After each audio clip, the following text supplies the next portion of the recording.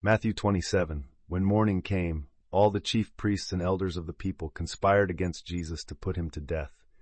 They bound him, led him away, and handed him over to Pilate the governor. When Judas, who had betrayed him, saw that Jesus was condemned, he was filled with remorse and returned the 30 pieces of silver to the chief priests and elders. "I have sinned by betraying innocent blood," he said. "What is that to us?" They replied, "You bear the responsibility." So Judas threw the silver into the temple and left.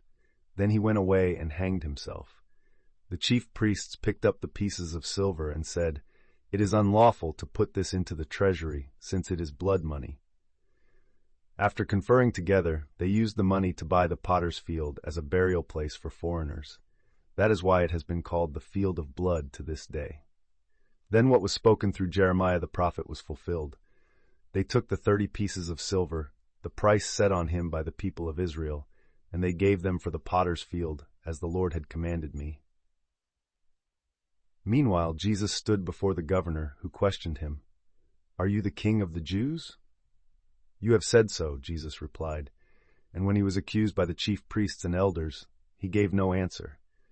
Then Pilate asked him, "Do you not hear how many charges they are bringing against you?" But Jesus gave no answer, not even to a single charge, much to the governor's amazement. Now it was the governor's custom at the feast to release to the crowd a prisoner of their choosing. At that time they were holding a notorious prisoner named Barabbas.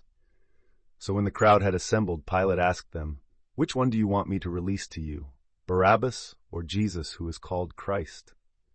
For he knew it was out of envy that they had handed Jesus over to him.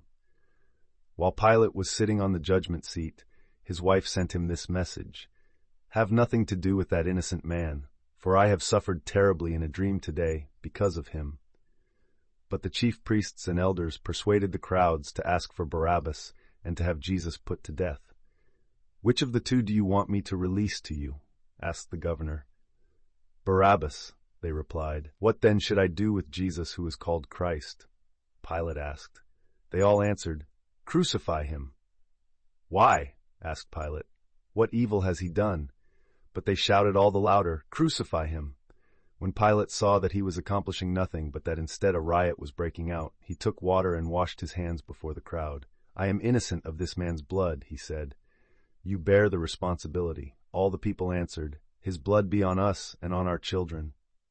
So Pilate released Barabbas to them, but he had Jesus flogged and handed him over to be crucified. Then the governor's soldiers took Jesus into the praetorium and gathered the whole company around him. They stripped him and put a scarlet robe on him, and they twisted together a crown of thorns and set it on his head. They put a staff in his right hand and knelt down before him to mock him, saying, "Hail, King of the Jews!" Then they spit on him and took the staff and struck him on the head repeatedly. After they had mocked him, they removed the robe and put his own clothes back on him. Then they led him away to crucify him. Along the way they found a man from Cyrene named Simon, and they forced him to carry the cross of Jesus.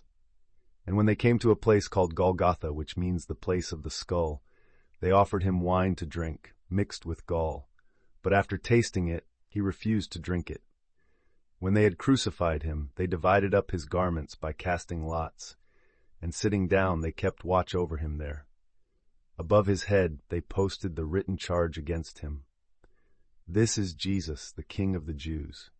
2 robbers were crucified with him, one on his right hand and the other on his left.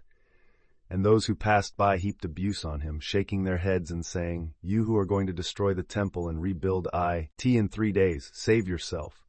If you are the Son of God, come down from the cross."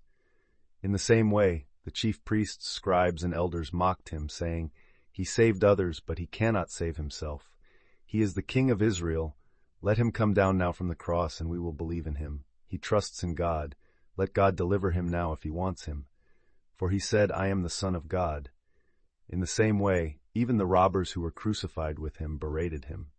From the 6th hour until the 9th hour, darkness came over all the land. About the 9th hour, Jesus cried out in a loud voice, "Eli, Eli, lema sabachthani," which means, my God, why have you forsaken me?" When some of those standing there heard this, they said, "He is calling Elijah." One of them quickly ran and brought a sponge.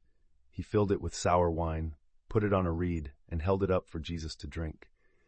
But the others said, "Leave him alone. Let us see if Elijah comes to save him."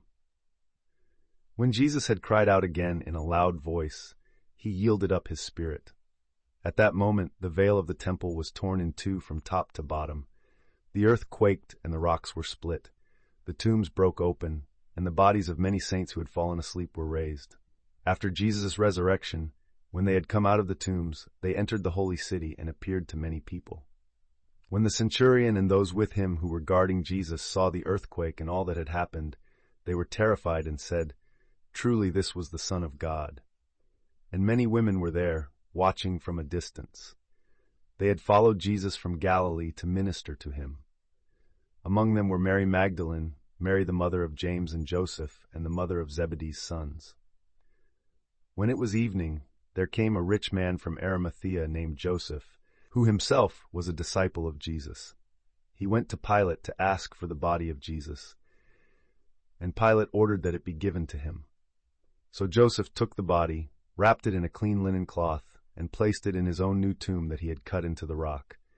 Then he rolled a great stone across the entrance to the tomb and went away. Mary Magdalene and the other Mary were sitting there opposite the tomb. The next day, the one after Preparation Day, the chief priests and Pharisees assembled before Pilate.